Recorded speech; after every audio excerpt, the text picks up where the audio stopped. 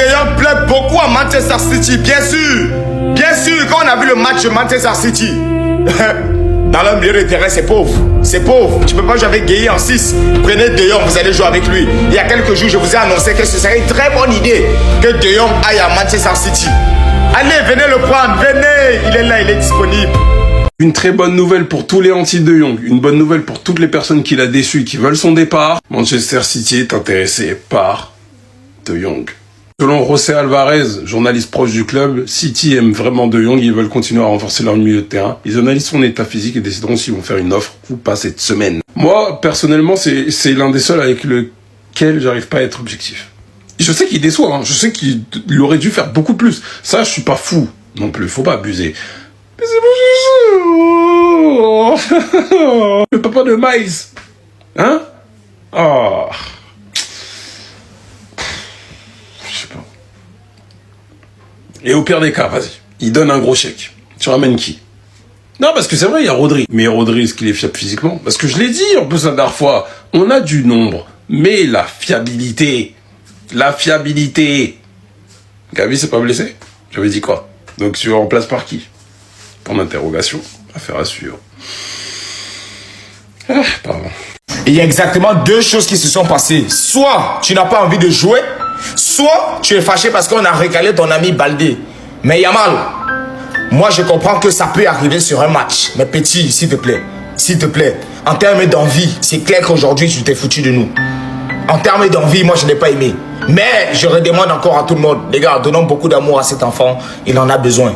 Lamine Yamal était dégoûté d'avoir été remplacé alors que ses coéquipiers ne lui faisaient pas de passe et que tous les attaquants ont marqué sauf lui. Je vais tout vous expliquer. Pour tout comprendre, il faut savoir qu'avant même que le match commence, tous les joueurs de l'Espagne qui ont contribué à la victoire en Coupe du Monde qui jouaient avec le FC Barcelone ont obtenu un prix et ont été applaudis par tout le stade, y compris par les joueurs d'Elche. Et après ça, Lamine Yamal avait l'air très motivé pour son premier match de championnat. Et les choses ont mal commencé pour lui car il a eu un bon ballon dès le départ mais il a raté son face-à-face. Gavi aussi n'a pas bien débuté le match car il s'est pris un sale petit pont qui franchement avait l'air de l'avoir impacté vu sa réaction. Après ça, le Barça s'est quand même créé des occasions et a réussi à obtenir un penalty. Rafinha a tiré, a très bien transformé, qu'il a célébré en imitant Spider-Man. Après ça, Rafinha a eu une autre grosse occasion, il aurait pu faire la passe à Lamine Yamal mais il a décidé d'y aller tout seul. Alors que quelques minutes après, sur quasi la même action, il a décidé de faire la passe à Deyemi. Il a fait passer le score à 2-0. Deyemi était juste trop fait, tout comme tous les fans du Barça. Mais malgré que Rafinha lui faisait pas de passe, Lamine Yamal lui lâchait des extérieurs de pied incroyables. Les joueurs du Barça continuaient toujours à le boycotter et ne lui faisaient pas la passe par exemple sur cette action. Après ça, du coup, Lamine Yamal a été sorti, il avait l'air juste dégoûté. Et suite à ça, Gordon a lâché une incroyable passe D pour Rafinha qui a fait passer le score à 3-0. Puis il a lâché une galette à Fermin Lopez alors qu'il aurait pu y aller tout seul. Fermin Lopez était juste trop fait, il a même mis un autre but après. Et un sifflet qui était fier de son équipe. Fiston, dis-moi qu'est-ce qu'il y a.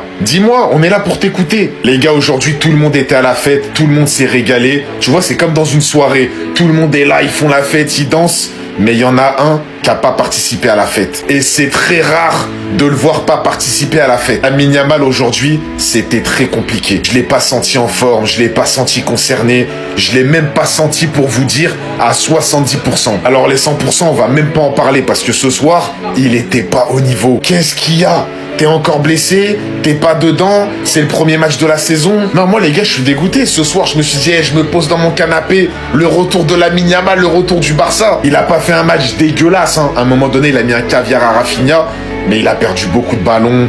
Tu sentais qu'il était mou, même sur les appuis, sur les accélérations, sur les 1v1, c'était largement moins fort que le vrai Lamine Yamal. Après, on va pas s'enflammer, ça reste que le premier match de Liga, c'est le premier match de l'année.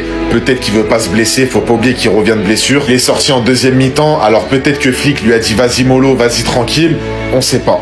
Mais les gars, pourquoi Yamal était dégoûté après la victoire 5-0 du Barça cette nuit? Premier match de la saison et le petit Lamine est apparu au bord des larmes sur le terrain, mais il était également dépité sur le banc au moment de sa sortie, préférant s'isoler et se mettre à l'écart de ses coéquipiers, et ça pour une raison bien précise. Gavi aussi d'ailleurs était en larmes à cause de sa nouvelle blessure au même genou qu'il avait écarté des terrains pendant de nombreux mois, et du côté de Yamal, beaucoup de fans se sont inquiétés parce qu'il semblait déjà dégoûté avant même de débuter la rencontre, mais c'est surtout son attitude au moment de sa sortie qui a posé question, où il avait avait l'air en dépression et logique parce que le petit Lamine a toujours eu l'habitude de démarrer ses saisons précédentes en étant l'homme du match. Sauf que cette année, il a complètement raté sa rencontre, loupant même l'immanquable devant les cages à un moment, ce qui a provoqué la colère de son entraîneur. Et Yamal était dégoûté de sa prestation au point de se morfondre sur le banc. Mais la bonne nouvelle du côté du Barça, en plus d'avoir gagné 5-0, c'est peut-être l'arrivée de son nouvel attaquant star lors de cette même soirée, parce que Julián Alvarez, lui, s'est fait insulter et huer par tout un stade quelques heures plus tôt avec l'Atlético. La rupture est totale et le Barça va en profiter pour tenter de le recruter jusqu'au bout du mercato. Réponse dans quelques jours.